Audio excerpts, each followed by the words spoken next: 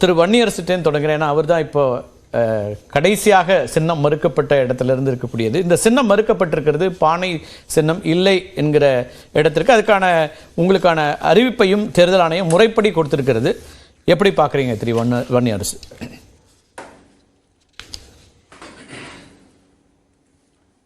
வணக்கம். அதாவது விடுதலை சிறுத்தைகளுக்கு கடந்த சட்டசபை தேர்தலில், சட்டப்பேரவை தேர்தல் 2021 பானை சின்னம் தான் ஒதுக்குனாங்க. பானை சின்னத்தில் தான் நாங்களும் போட்டியிட்டோம். அதில் 4 இடங்களில் வெற்றி பெற்றிருக்கிறோம். அதே போல் நாடாளுமன்ற தேர்தலில் எங்களுடைய தலைவர் எழுச்சி தமிழர் அவர்கள் பானை சின்னத்தில் தான் ஓட்டு கேட்டு அதில் தான் போட்டியிட்டாங்க. இப்படிப்பட்ட சூழலில் இதே சின்னம் மீண்டும் எங்களுக்கு வழங்கப்பட வேண்டும் என்ற கோரிக்கையை நாங்கள் முன் வச்சுருந்தோம். ஆனால் அவங்க அதில் வழங்கலை அப்படிங்கிறத நம்ம பார்க்குறோம். அதுவும் குறிப்பாக என்ன அடிப்படையில்னா, விடுதலை சிறுத்தைகள் கடந்த தேர்தலை போட்டிட்டோம், இந்த தேர்தலில் அதை தான் போட்டிடுறோம் அப்படிங்கிறத நம்ம குறிப்பிட்டு சொல்லியிருக்கிறோம். ஆனாலும் அவர்கள் அதுக்கு மறுத்திருக்கிறாங்க. என்ன மறுத்ததின் அடிப்படையில் அதில் தேர்தல் ஆணையம் சுதந்திரமாக இல்லை, அவங்க ஏதோ புதுசாக ஒன்று சொல்கிறாங்க. 1% வாக்கு இருக்கணும் அப்படிங்கிற அடிப்படையில் சொல்கிறாங்க போல இருக்குது. ஆனால் அதை தாண்டி நம்ம எடுத்துருக்குறோம். போன தேர்தலில் 1.4 வரை நம்ம வாங்கியிருக்கிறோம். அதனால் தேர்தல் ஆணையம் வரையறுத்த அந்த விதி எங்களுக்கு பொருந்தாது. அப்படியும் இல்லை, அவங்க புதுசாக சொல்கிறாங்க. அதுபோல் 2 போன முறை பேசும்பொழுது 2 தொகுதியில் நின்றவங்களுக்கு அதை அவங்க கேட்ட சின்னத்தை கொடுப்போம்னு சொல்லி சொன்னாங்க. இந்த முறை போன முறை 2 தேர்தல் 2 தொகுதியில் நின்று, இந்த முறை 2 தொகுதியில் நம்ம நின்றுருக்கிறோம். அது மட்டும் இல்லாமல் தெலுங்கானா, ஆந்திரா, மகாராஷ்டிரா, கேரளா போன்ற இடங்களையும் நம்ம அதே பானை சின்னத்தை நம்ம கேட்டிருக்கிறோம். அப்போ தேர்தல் ஆணையம் சுதந்திரமாக அவர்கள் ஒரு தனித்துவமாக செயல்படணும் அப்படிங்கிறத அரசியலமைப்பு சட்டத்தில் அவங்களுக்கு கொடுக்கப்பட்டுக்கின்ற ஒரு தன்னதிகாரம் அதுதான். அப்போ அந்த தன்னதிகாரத்தை அவங்க மிஸ்யூஸ் பண்ணுறாங்க. பாஜகவினுடைய ஒரு கட்சியில் இருக்கிற ஒரு கூட்டணி கட்சி போல் தேர்தல் ஆணையம் செயல்படுது அப்படிங்கிறத நம்ம தொடர்ச்சியாக நம்ம சொல்லிகிட்டு இருக்கோம். தேர்தல் ஆணையர் நியமிக்கப்பட்ட விவகாரமாக இருக்கட்டும், அதில் உச்சநீதிமன்ற தலைமை நீதிபதி இருக்கணும் அப்படிங்கிறத தாண்டி உச்சநீதிமன்ற தலைமை நீதிபதி தூக்கி போட்டு அந்த இடத்துல அமைச்சராக, பிரதமரால் தேர்ந்தெடுக்கப்படுகின்ற ஒரு அமைச்சரை அங்கே நிறுத்துறது மூலமாக அவர்கள் தேர்தல் ஆணையத்தையும் அவங்க கைப்பற்றி கொண்டு இந்த தேர்தலை பொறுத்தளவு பாரதிய ஜனதா கட்சி மிகப்பெரிய தோல்வியை சந்திக்கப் போகிறது. இந்த அச்சத்திலிருந்து அவர்கள் என்னென்ன செய்யணுமோ அதை எத்தத்தின்னா பித்தம் தெளியும் அப்படிங்கிற அடிப்படையில் பாரதிய ஜனதா கட்சி தனக்கு எதெல்லாம் வாய்ப்பு இருக்கோ அந்த வாய்ப்புகளை பூரா அவங்க பயன்படுத்தி அவர்கள் கபலீகரம் செஞ்சிட்டு இருக்கிறாங்க.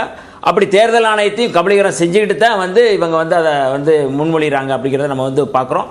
அந்த அடிப்படையில் தான் நீங்கள் ஒரு கட்சி அவங்களுக்கு கேட்குறாங்க, ஒரு சின்னம் கேட்குறாங்க. கடந்த தேர்தலில் நின்ன சின்னத்தை கேட்குறோம், வேற ஒன்றும் இல்லை. நாங்கள் கடந்த தேர்தலில் நீங்க கொடுங்க அந்த வேற யாராவது அதிமுக விவகாரத்துல அவங்க நீதிமன்றத்தையும் அணுகியிருந்தாங்க. ஆனா நீதிமன்றம் தேர்தல் ஆணையத்தினுடைய முடிவுல தலையிட முடியாது அப்படின்னு சொல்றாங்க. இப்ப நீதிமன்றமும் அதுல தலையிடங்கும் போது நீதிமன்றம் ஒரு சுதந்திர அமைப்பா தானே இருக்குது, அதை அப்படி குற்றம் சொல்ல முடியாது இல்லை நீங்க?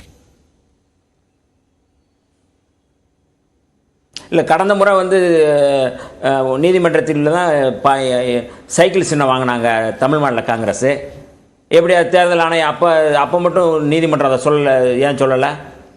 அப்போ எந்த அடிப்படையில் அவங்க முன்மொழிகிறாங்க? நீங்கள் இதில் நீங்கள் பாருங்கள், மகாராஷ்டிராவில் ஏக்நாத் சிண்டே அணிக்கு எப்படி அவங்க தேர்தல் ஆணையம் கொடுக்குறாங்க. ஒரு கட்சியை உடைக்கிறாங்க, கட்சியை உடைச்சி நீங்கள் இன்னொரு அந்த பிரிஞ்சு போன கட்சிக்கு கொடுக்க அவங்களுக்கு எப்படி அதிகாரம் கொடுக்கப்படுது? அப்போ இது திட்டமிட்டு தேர்தல் ஆணையம் அப்படிங்கிற ஒரு தன்னதிகாரம் பெற்ற ஒரு அமைப்பை பாரதிய ஜனதா கட்சி எப்படி அமலாக்கத்துறையை ஒரு கூலிப்படையாக பயன்படுத்துகிறதோ அதுபோல் தேர்தல் ஆணையத்தையும் அவர்கள் ஒரு கிளை அமைப்பாக, அவர்களுக்கான கூலி அமைப்பாக பயன்படுத்துகிறாங்க. அப்படிங்கிறது ஒரு ஜனநாயகத்துக்கு விரோதமாக நம்ம பார்க்குறோம். இது நமக்கு எந்த சின்னம் கொடுக்கறது அப்படிங்கிறது தேர்தல் ஆணையம் முடிவு எடுக்குது அப்படின்னா கூட மற்றவர்களுக்கு எப்படி ஒதுக்குறாங்க அப்படிங்கிற பார்வையில் கேட்ட உடனே கால அவகாசம் இல்லாமல் உடனடியாக. ரைட், ஓகே, ரைட், பேசுவோம். கார்த்திக், இந்த இதில் கடைசி அந்த நேரம் தவற விடப்பட்டு விட்டது அப்படின்னு நாம் தமிழர் விஷயத்தில் சொல்கிறாங்க. அதுதான் அதில் சிக்கலாக இருக்கா?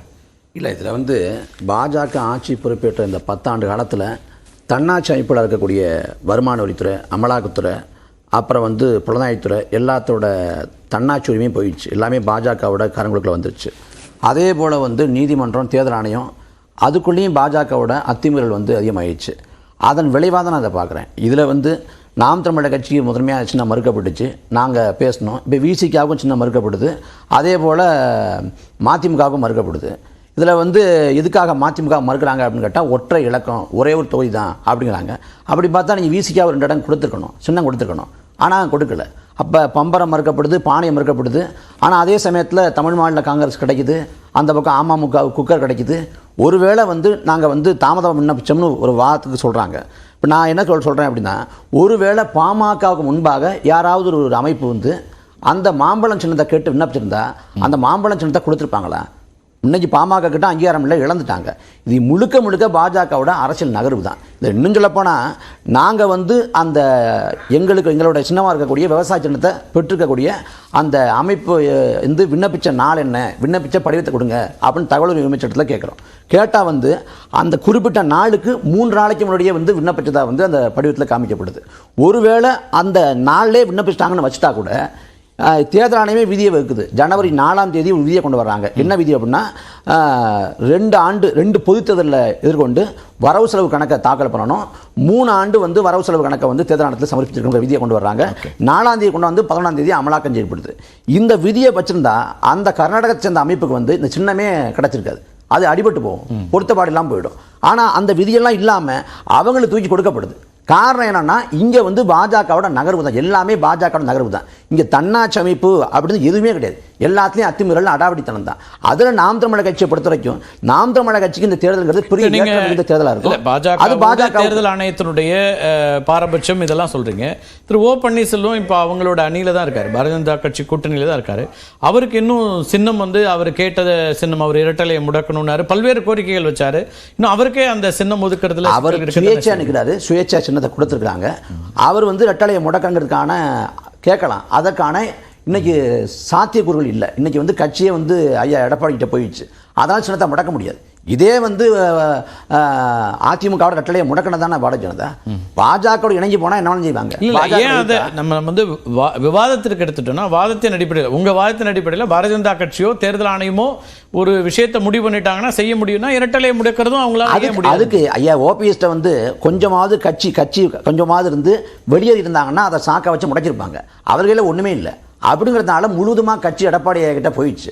அதனால வந்து அவங்களால முடக்க முடியல. முடக்கினாலும் அது வந்து பாஜகவுக்கு பாதகமாக போய் அதிமுக மேல ஒரு பரிதாபகரமான மனதை உருவாக்கிடும், பட்டவர்த்தமாக தெரிஞ்சிடும். அதனால செய்யாமல் இருக்கிறாங்க. மற்றபடி முதல் முறை ஓ பன்னீர்செல்வம் அவர்கள் விலகிய போது சின்னம் முடக்கப்பட்டது, அதுவும் நம்ம நினைவில் இருக்கும். சசிகலா அவர்களோடு இப்ப முடக்கினா அது என்னங்கிறது அப்பட்டமா தெரிஞ்சிடும். அதனால முடக்கம் செய்யாமல் இருக்கிறாங்க. மற்றபடி பாஜக வந்து இந்த நாட்டின் ஜனநாயகத்தை குழி தோண்டி புதைச்சு கொண்டிருக்கு. குறைந்தபட்ச நியாயத்தை கூட பின்பற்றாமல் இந்த வேலைகளை செய்கிறாங்க அப்படின்னு சொல்கிறோம். அவங்களுக்கு என்ன அச்சம்னா, நாம் தமிழர் கட்சி கீழே வந்து பாஜக போயிடுமோங்கிற அச்சம்.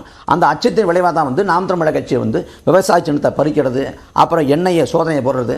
நான் கேள்வி எழுப்புறேன், எண்ணெயை சோதனை போட்டாங்க, எண்ணெயை வந்து மத்திய உள்துறை அமைச்சருக்கு கீழே வருது. கேட்டால் எங்களுக்குலாம் என்ன சொன்னாங்க அப்படின்னா, ஜெர்மனிலேருந்து ஒருத்தர் உங்களுக்கு அலைபேசியில் கூப்பிட்டுருந்தாரு, அவர் அலைபேசி கூப்பிட்டு தான் உங்களுக்கு விசாரணைங்கிறாங்க.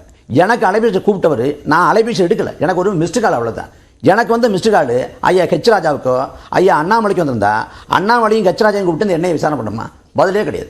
அதே போல் வந்து தலைவர் பிரபாகரன் வரப்போகிறாரு, வந்து மறுபடியும் போராட்டம் செய்ய போகிறாருன்னு ஐயா நெடுமாறன் வைக்கிறாங்க. அந்த பக்கம் அண்ணன் கௌதமனும் ஐயா காசி ஆனந்தனும் துவாரகா வர்றாங்க அப்படின்னு ஒரு பெண்மணியை பேச வைக்கிறாங்க. அப்போ அவங்க பின்பலம் என்ன, எதுக்கு வருது, அது குறித்து வந்து என்னைய ஒரு அழைப்பான ஒரு இல்லைன்னா ஒரு விசாரணை அப்படி எந்த நகரும் இல்லை. அப்படி செய்யணும்னு நான் சொல்ல வரல, ஆனால் எந்த நகரும் இல்லை. தலைவர் வரப்போகிறான்னு சொன்னப்போ அமைதியாக இருந்த வாய்மூடி கிடந்த எண்ணெயை யாரோ ஒருத்தர் ஜெர்மனிலேருந்து கூப்பிட்டாங்கிறதுனால கூப்பிட்டு விசாரணை பண்ணதுன்னா இதில் பாஜகவோட காய் நகரத்தில் இல்லாமல் இருக்குதா? எல்லாமே ஏற்ற வகையில், ஆளுக்கேற்ற வகையில் விதி மாறுகிறது அப்படிங்கிறீங்க. நிச்சயமா இந்த 10 ஆண்டு காலத்தில் என்ன ஜனநாயகம் இருக்குது? நாட்டோட அடிப்படையான மத சார்பின்மையே கேள்விக்குள்ளாக்கிடுச்சு பாஜக. அப்படி இருக்கிறப்ப இதெல்லாம் சர்வசாதாரணம் பண்ணுவாங்கல்ல, அதான் பண்ணுறாங்க. பேசலாம்.